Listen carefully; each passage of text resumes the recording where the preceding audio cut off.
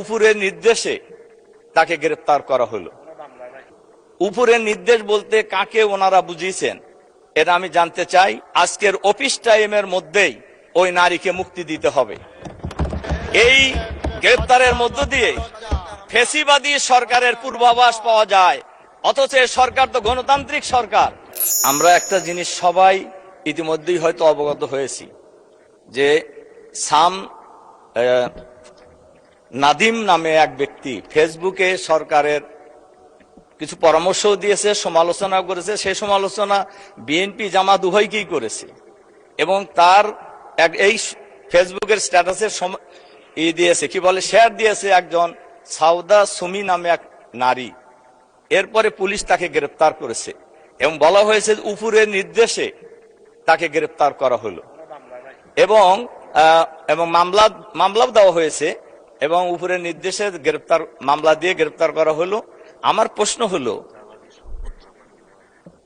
এমনি সমালোচনার মধ্যে ছিল তেলটাকে সে বেশি গুরুত্ব দিয়েছে।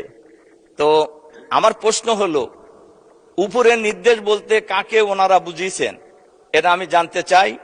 আর এর সাথে সাথে আমি মাননীয় স্পিকারের মাধ্যমে সরকারের কাছে আহ্বান জানাতে চাই, আজকের অফিস টাইমের মধ্যেই ওই নারীকে মুক্তি দিতে হবে এবং অফিস টাইমের মধ্যেই এই মামলাও প্রত্যাহার করে নিতে হবে। তার কারণ এই গ্রেফতারের মধ্য দিয়ে ফ্যাসিবাদী সরকারের পূর্বাভাস পাওয়া যায়, অথচ সরকার তো গণতান্ত্রিক সরকার। কাজে মানুষ কি কথা বলতে পারবে না? এজন্য আমি মাননীয় স্পিকারের মাধ্যমে এই বিষয়ে আমি সবার কাছে দৃষ্টি আকর্ষণ করছি। যেহেতু আপনি বিষয়টি বলেছেন, আমাকে বিরোধী দলীয় নেতা এই বিষয়ে আমার সাথে যোগাযোগ করেছেন, এই সমস্যাটি সমাধান করার জন্য চেষ্টা করেছি। এইভাবে আলটিমেটাম সংসদে বসে বাইরের রাজপথে যেটা দেওয়া যায় সংসদে এটা দেওয়া তো সম্ভব নয় এবং বিধি অনুসারে আপনি প্রয়োজন হলে প্রস্তাব আকারে নিয়ে আসবেন।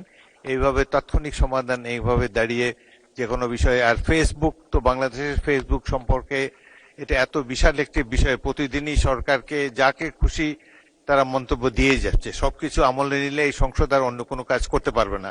তবুও মাননীয় বিরোধী দলের নেতা আমাকে বিষয়টি জানিয়েছেন, আমরা বিষয়টি খেয়াল করছি। এ ব্যাপারে আমরা প্রয়োজনীয় ব্যবস্থা গ্রহণ করার